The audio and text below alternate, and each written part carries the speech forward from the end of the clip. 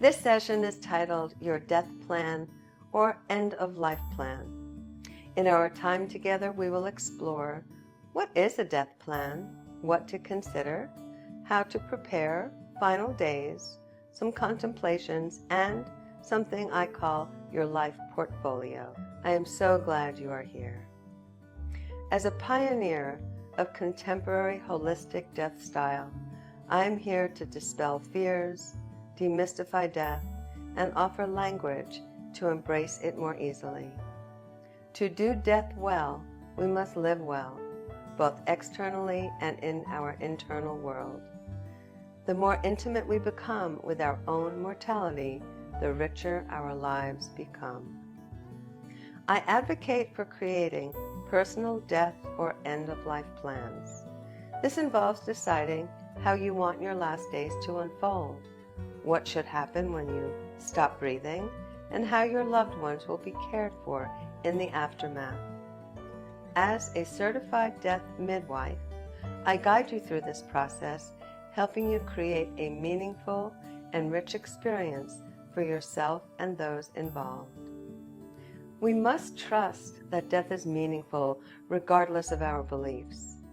It is one of our greatest teachers, instilling courage and capacity while showing us how to live life to the fullest without regrets. We are all death walkers of a sort on this journey. Let's approach it consciously and purposefully. Planning for death is a powerful way to understand what choices to make in life. I'm here to help you define and create your vision of death, exploring your fears, how you want to live, love, and be remembered, and ultimately, how you wish to die. While these questions may be uncomfortable or thought-provoking, they are vital to your exploration.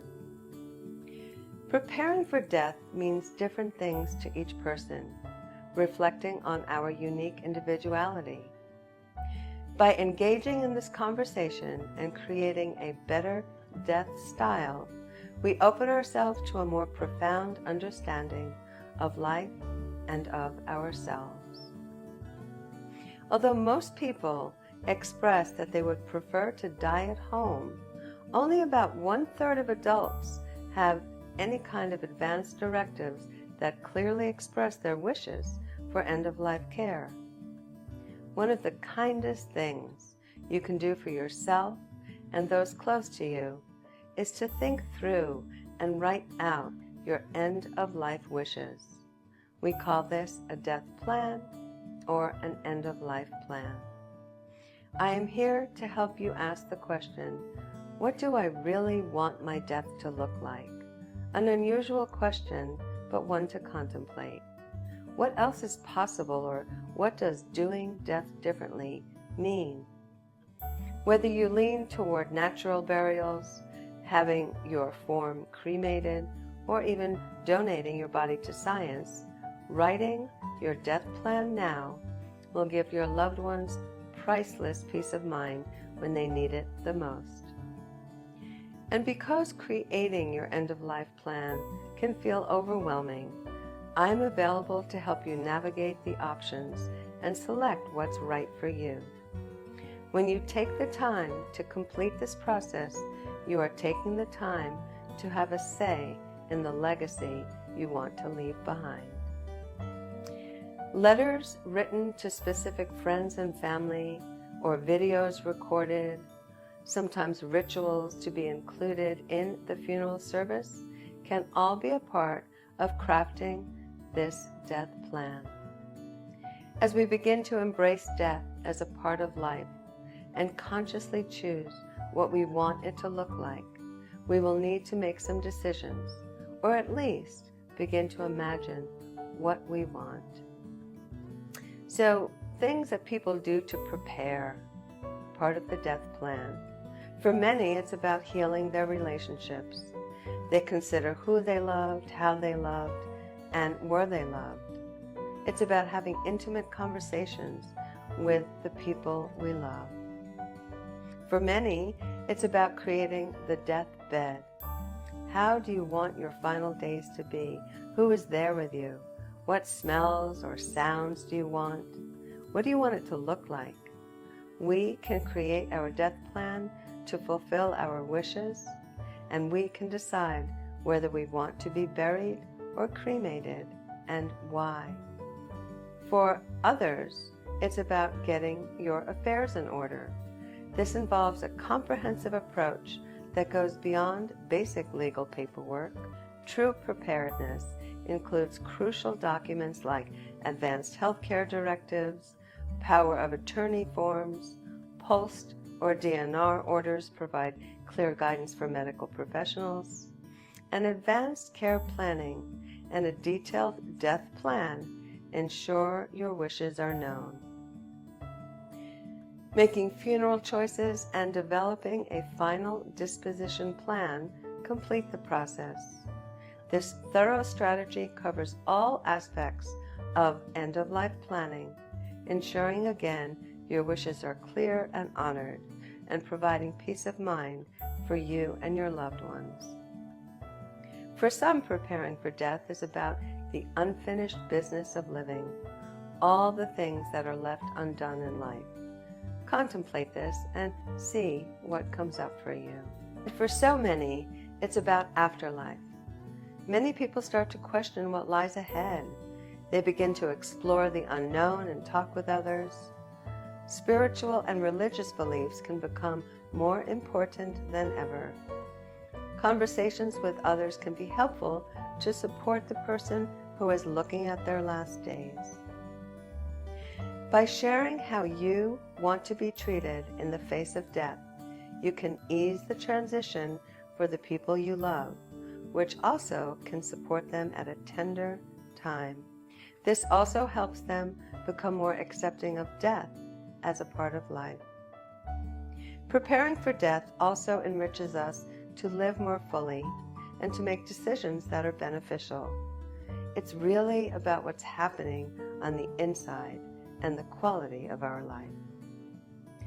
Over the years, I have worked with a lot of people who do not want to die. They often resist any conversation or planning until the very end, and some people never plan at all. I have seen what unprepared death looks like. I have seen people walking through this that don't have support. I have seen how unaddressed fears affect end of lives and the loved ones, and I am here to help you do death differently. So when I have the opportunity to help people prepare, I know from what I have observed that it can change their entire death experience. And later, when they are in the final days, they can embrace the experience more fully, more wholeheartedly, and with less fear. What that can lead to is not only the person who is dying well and dying consciously, but also the people left behind can have a healthier bereavement. All that will really matter as you are dying or at the point of death is your inner world. It will be the most valuable thing you can have. Consciousness, mindfulness, awareness, peace of mind, peace of heart are the things that will guide you.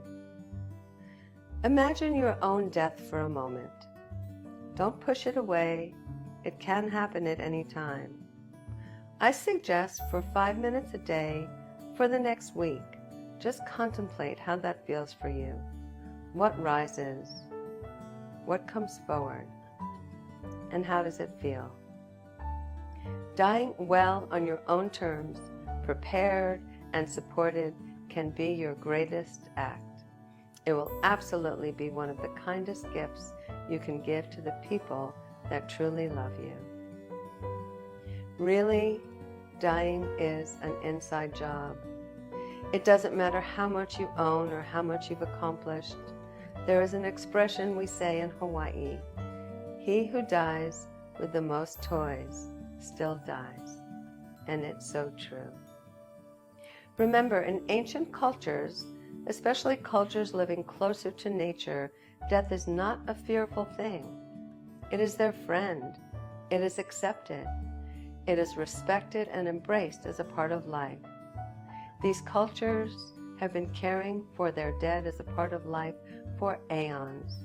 We can learn a lot from them. So some contemplations to consider. If my death is not sudden, what would I like my last days to be about? You can create your world and your environment. You get to choose the people that surround you, the sounds, the sights, the smells, and how you want to be touched. Another contemplation, what will I choose to do with my body, my form? Please give careful consideration to whether you want to be buried or cremated and why. I have another video that discusses this at length. Consider writing your own obituary or announcement. And ask yourself, how do you feel about having a home funeral, or do you want a conventional funeral? What makes me feel most nourished and offers peace? Instructions for your final disposition. Where do I want my remains and what would I like done with them? I have a video about final dispositions to offer you many choices available today. And what kind of funeral or celebration do you want? Creating messages for your loved ones. You can write your legacy and leave for those who are hereafter. Another contemplation, what other ideas do I have about preparing for the end of my life?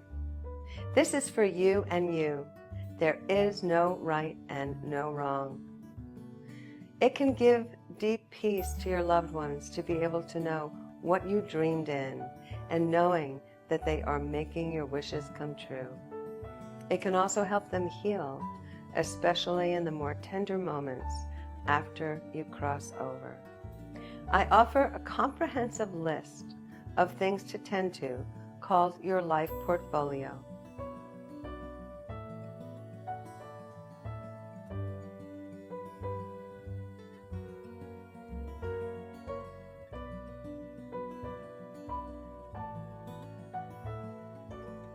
Another question I offer is, what must I do to be at peace with myself so that I may live well now and die gracefully?